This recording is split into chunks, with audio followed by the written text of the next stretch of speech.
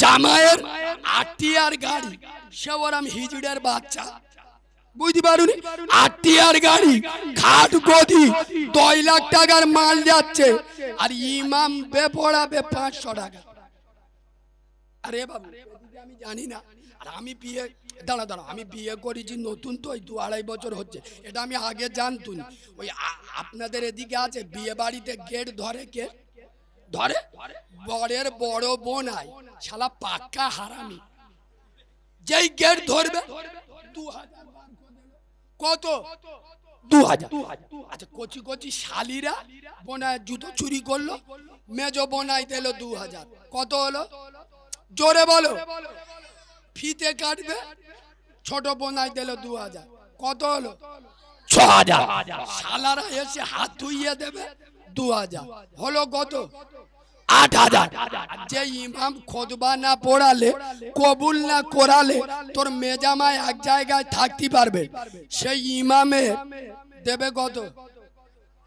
আর কিছু কিছু কাবরার বাচ্চা আবার বলে একটুকুন খুতবা পড়াবে 500 দিতে হবে। মৌতো বাড়ি ইমামের কথা মনে ওঠে, বেবাড়ি আল্লাহর কি রে বাপ, শুধু এদের পড়াতি হয় বলে, নাহলে এ শালাগা ডাকতুনি। শুধু বিয়েটা পড়াতি হয়, ওই জন্যই মৌলবীর জ্বালাই ডাকে, নইলে মৌলবীদের ডাকতুনি। জানে মৌলবী এলি ফতোয়া মারবে, বোম ফাটাইনি। কচি কচি মেয়েদের বুড়ো বুড়ো মদ্যরা হলদি মাখাবে, বা দেওরের ভাবি হলদি মাখাবে। আমার দেওরের বডিটা হেভি গো, হলদি মাখাচ্ছে, আর মল সাহেব গেলি তো বলবে এটা হারাম। এরা মনে হয় রাগ করতে, কি চুমো খাওয়া আওয়াজ করে চল যাবো? এই চুমো খাওয়া আওয়াজ করে চল যাবো? খোদার কসম, আলেমদের সম্মান করো। যে বিয়ে বাড়িতে আইতিস চালে কেটে দেয় 2000, জুতো ছোটদের দেয় 2000, ফিতে কাটায় 2000, আপনার হাত দোয়ানি 2000, ইমামের দেয় 500। আইতিস চালে ওর মেয়ের পেট দিয়ে শুভেন্দু অধিকারীর জন্ম হবে, আসাদুদ্দিন ওয়াইসির জন্ম হবে না। যে জাতি একটা আলেমের থেকে জুতো চোরের মর্যাদা বেশি দেয়, সে জাতির কপালে বিনা মেঘে বজ্রাঘাত পড়বে, ইতে কোনো সন্দেহ। বাবু কমিটির শর্ত থাকে না, থাকে না, কথা বলে না, ইমামেরা মতি হবে, এরাম চলতে হবে। আমি তো আলেমদের ওপর রাগ করি, আলেমদের উল্টো পাল্টা বলি, কেন জানেন? দোষ তো এদের। এই ইমামতি না করলে খাওয়া হবে না। আমি কারিমুল্লাহ ইমামতি করি না, কেড়ে নেবে। এমন দিন যায় 50,000 নিয়ে ঘরে ঢুকি,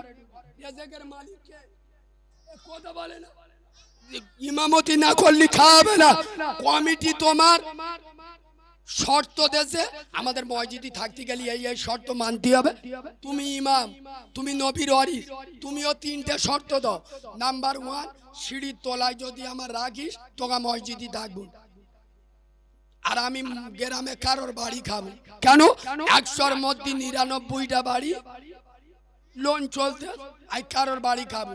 শালা কমিটির বোকা সুইকে কুকুরের গুড় মতো হয়ে যাবে। পাকামি আলেমদের হাত কড়া পড়াতে চাও, খোদার কসম।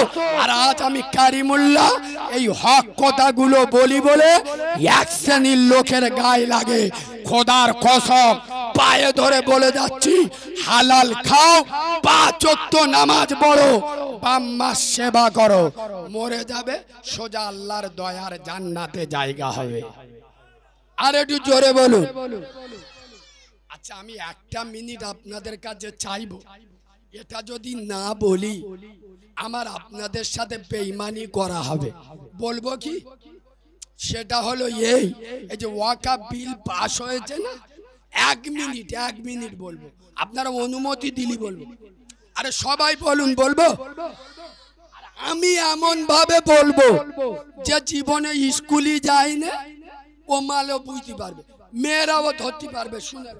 আচ্ছা বলুন এটা কি? আর কথা বলবেন তো, সবাই যেটা বোঝে ওটা বলুন। রুমাল, এটা কি? ভালো করে শুনুন, এই রুমালটা আমার এখানে রাখলো। আচ্ছা, আমার মোবাইলটা রুমালের উপর রাখলাম, খুব গুরুত্ব দিয়ে শোনে। আমার ঘড়িটা রুমালের উপর রাখলাম, কলম রুমালের উপর রাখলাম, টাকা রুমালের উপর রাখলাম। আচ্ছা, যদি একটা একটা করে তুলি সময় লাগবে না লাগবে? একবার মোবাইল, একবার ঘড়ি, একবার টাকা, সময় লাগবে না লাগবে না? তার তো সোজা বুদ্ধি কি, রুমালটা ধরে টান মারো। আর আমার কথা বুঝতে পারেন, রুমালের ওপরে সব তো, তার রুমাল ধরে টান মারলি অটোমেটিক সব চলে আসবে না আসবে না? খোদার কসম, দিল্লির কেন্দ্রীয় সরকার এটা ভালো করে জানে। মোল্লারা যত খারাপ হোক, ও নামাজ না পড়ুক, রোজা না করুক, বাম্মার ভাত না দিক, ওরা মদ খেয়ে রাস্তায় শুয়ে থাক, ওরা গাঁজা খেয়ে বউকে ধরে খেলাক, কিন্তু ওদের মসজিদে আর চোখে তাকালি চোখ উবড়ে নেবে। ওরা নামাজ পড়ে না, মুখে দাঁড়িয়ে তেরেঙ্গা খৈনি খায়, মাদ্রাসায় হাত দিলি ধুনে দেবে। ওরা নামাজ রোজা করে না, কোরআনে হাত দাও শুইয়ে দেবে। তো ওই জন্য অত ঝামেলায় গিয়ে দরকার নেই। একটা বাবরি মসজিদ নীতি গিয়ে 70 বছর সময় লেগেছে। আর ওই কাথি, মসুর, মথুরা, শাম্বল, জুমা মসজিদ নেব বলছি, মোল্লারা গুলি খেয়ে মরতেছে, তমু ছাড়তেছ না। একটা একটা মসজিদ নিলি অনেক সময় লাগবে।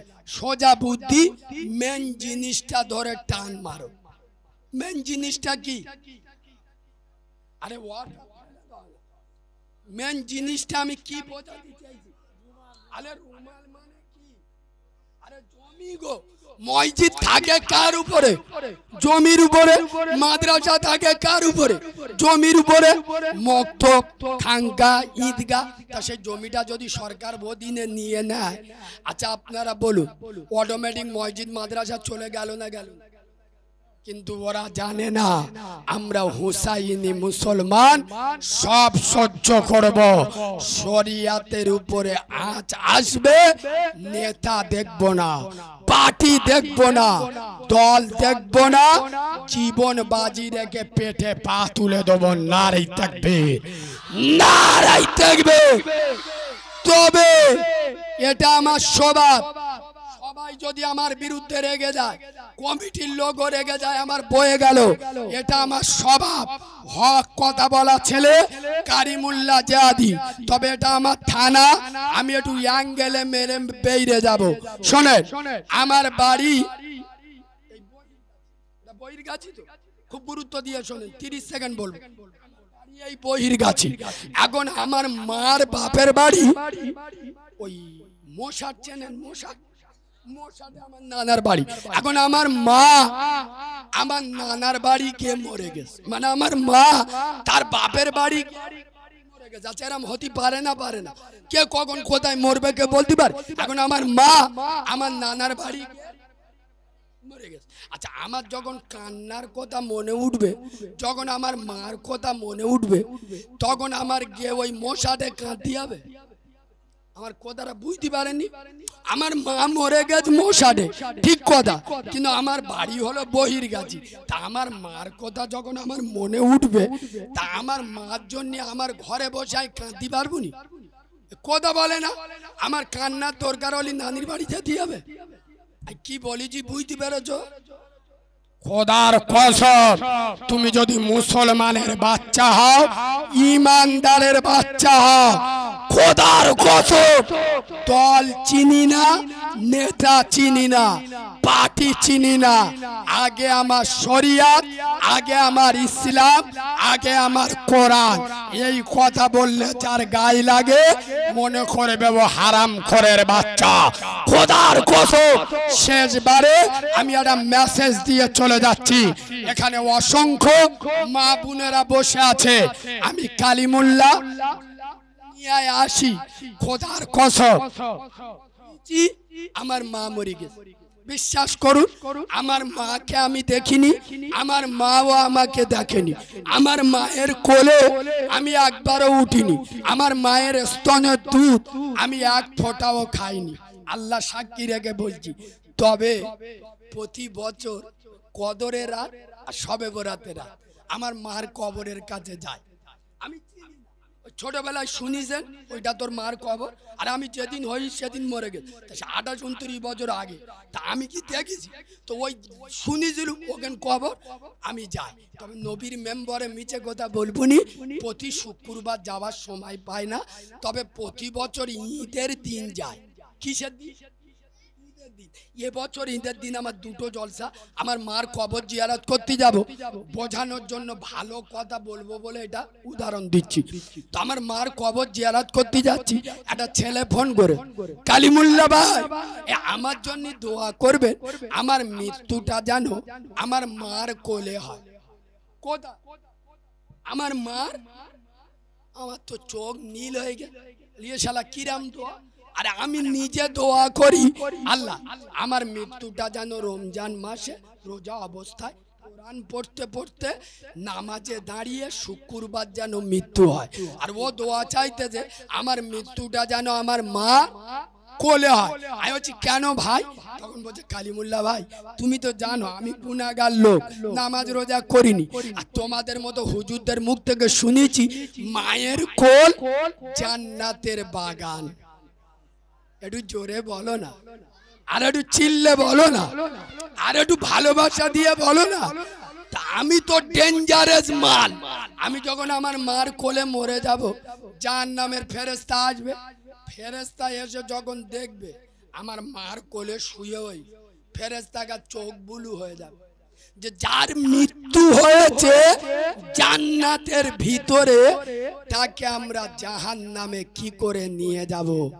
খোদার কসম, বহির গাছির যুবক ছেলেরা, তরুণ ছেলেরা, তোদের পায়ে ধরে বলে যাচ্ছি, যাদের মা বেঁচে আছে খোদার কসম তাদের ঘরে জিন্দা মদিনা বসানো আছে, যাদের বাপ বেঁচে আছে জিন্দা কাবা বসানো আছে।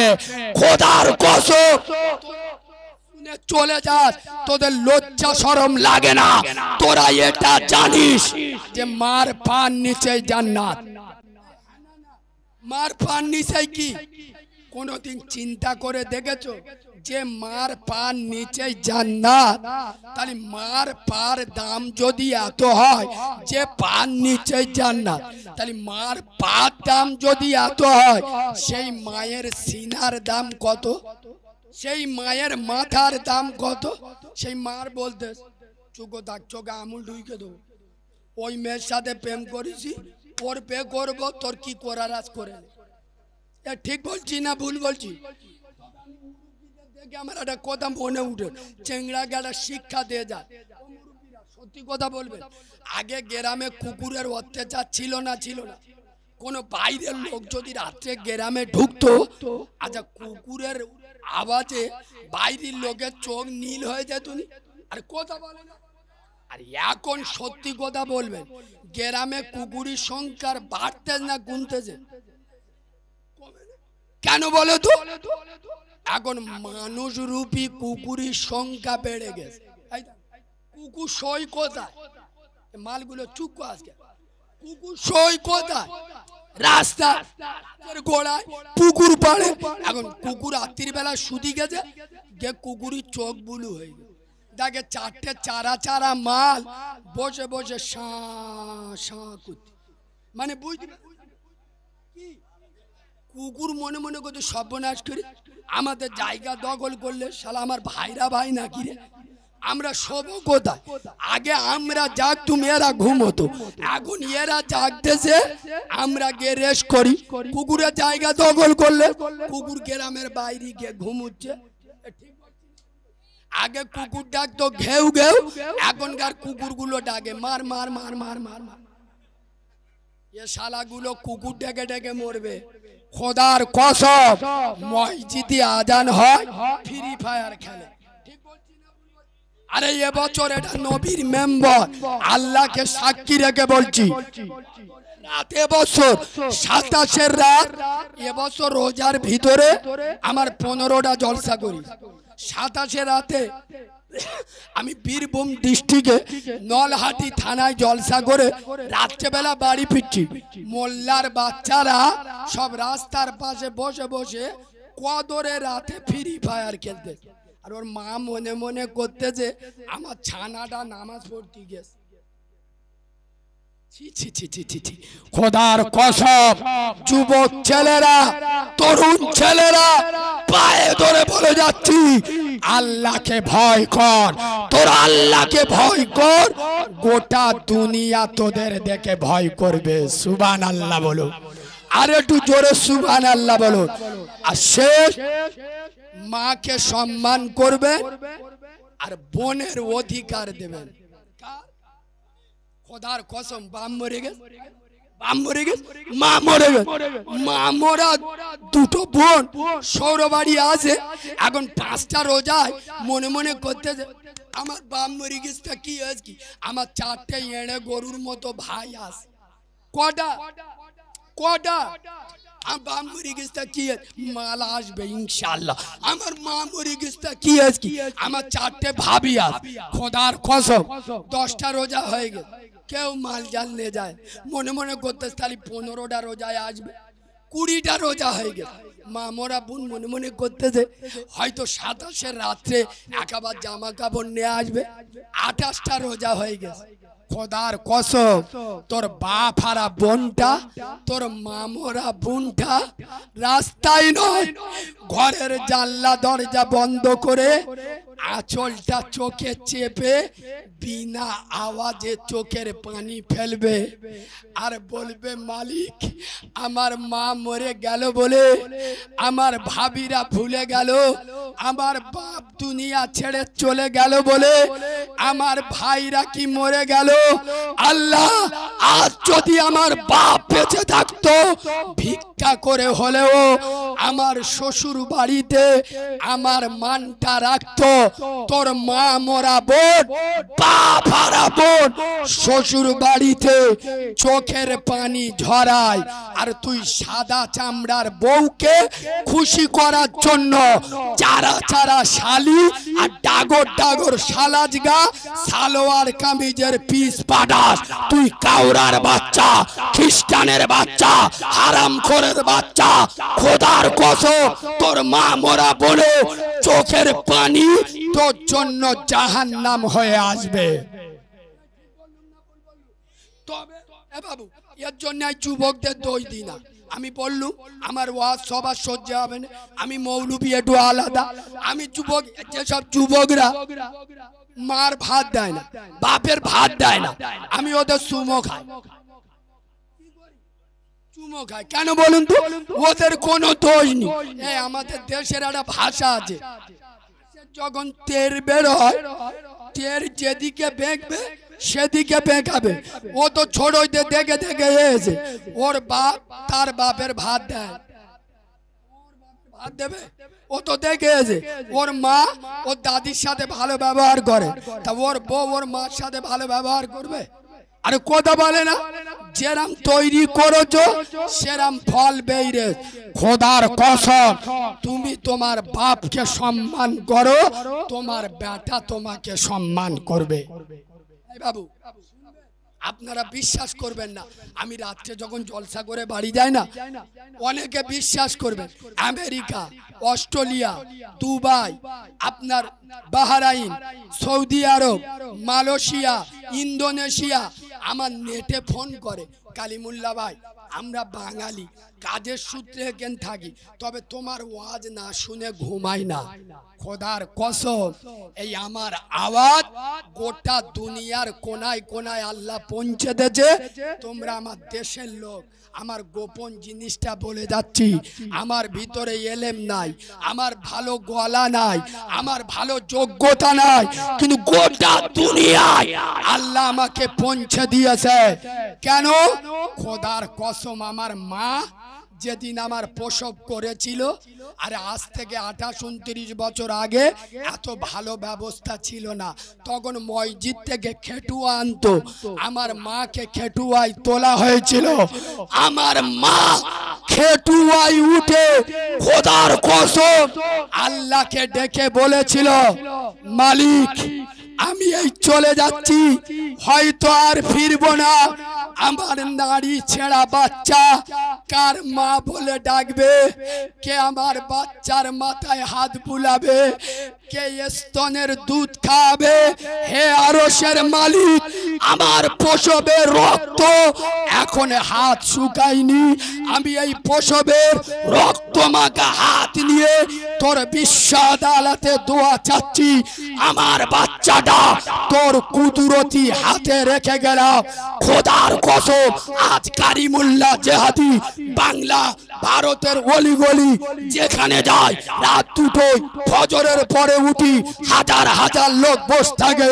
এটা আমার কামাল নয়, আমার মায়ের দোয়া। এই যুবক ছেলের কসম, এদের পেট দিয়ে হারামখোর মুনাফিকের জন্ম হবে না। আর যেসব ইয়ং মহিলারা বিয়ের আগে ভালোবাসার নামে স্কুল থেকে ঘুরতে বেরিয়ে যুবকদের হাত ধরে হাফ প্যান্ট পরে দীঘায় গিয়ে ঝাম মারে, এদের পেট দিয়ে হারামখোরের জন্ম হবে, মুনাফিকের জন্ম হবে, আল্লাহর ওলিদের জন্ম হবে না। খোদার তোমরা ওয়াজ শোনো না, বড় পীর আব্দুল কাদের জিলানী মার পেটতে 18 পারা কোরআনে হাফেজ হয়েছে। আমি চ্যালেঞ্জ করে যাচ্ছি, এ দাদাগিরি যদি হয়, এটা বড় পীর সাহেবের কোনো দাদাগিরি নয়। এ দাদাগিরি যদি হতে হয়, বড় পীর সাহেবের মার। বড় পীর সাহেব ওনার মা নিজে 18 পারা কোরআনে হাফেজ ছিল। জমি ভালো, ফসল ভালো বেরিয়েছে, সুবহানাল্লাহ বলো। মা হাফেজ, 18 পারা হাফেজ। আর আমাদের মেয়েরা ইনশাআল্লাহ 18টা হিন্দি গানের হাফেজ। খোদার কসম, বড় পীর সাহেব যখন ছোটবেলায় কাঁদতো, বড় পীর সাহেবের মা বুঝতে পেরে যেত আমার আব্দুল কাদের জিলানির খিদে লেগে দুধ খাবে বলে কাঁদতে। বড় পীর সাহেবের মা উঠে গিয়ে ওযু করে আসতো, সুবহানাল্লাহ বলো না। উজু করে এসে নিজের স্তনটা বড় পীর সাহেবের মুখে দিত, বড় পীর সাহেব মায়ের স্তনের দুধ পান করত, আর বড় পীর সাহেবের মা ওযু অবস্থায় আল্লাহর নবীর উপরে দরুদ পড়তো। আর একটু জোরে বলুন। আর আমাদের মেয়েরা বলি বলি এদিক এদিক বাচ্চা দুধ খাচ্ছে, এদিক মোবাইলে টিকটক দেখতে।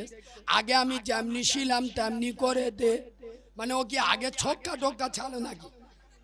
ছি ছি ছি ছি ছি, খোদার কসম। আর শেষ কথা মায়েদের বলে যাব, যে বাড়িতে শাশুড়ি বৌমার মিল মোহাব্বত নাই, ও বাড়িতে নামাজ রোজা কবুল হবে? জোরে বলো হবে? আচ্ছা, শাশুড়ি বউয়ের গন্ডগোল সব বাড়িতে আসে না নেই? এই জোরে বলুন। চলে যাচ্ছি, শোনেন। এই শাশুড়ি বউয়ের গন্ডগোল আপনাদের ভালো লাগবে, মজা করে শুনুন। এটা ভারত আর পাকিস্তানের মতো, এ কিয়ামত পর্যন্ত চলবে। শাশুড়ি হলো ভারত, শাশুড়ি কি শোনে, শাশুড়ি হলো ভারত, বৌমা হলো পাকিস্তান। এ যুদ্ধ কিয়ামতের সকাল পর্যন্ত চলবে। আর স্বামী গো মানে বেটা, এ মাল হলো বাংলাদেশের নীরব দর্শক। মানে এ দেখে সব, কিন্তু কারোর কিচ্ছু বলার ক্ষমতা। একদিকে ভারত, একদিকে ও কারোর কিছু বলতে পারে না। আর ছেলের বাপ এ মাল হলো আমেরিকা। কি আমেরিকা? এ ভারত কেও বোঝায়, পাকিস্তান কেও বোঝায়, কিন্তু কেউ এর কথা শোনে না।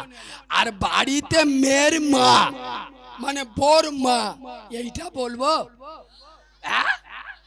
আল্লাহর কিরে বাবা, এত হারামি মেয়ের মা গুলো।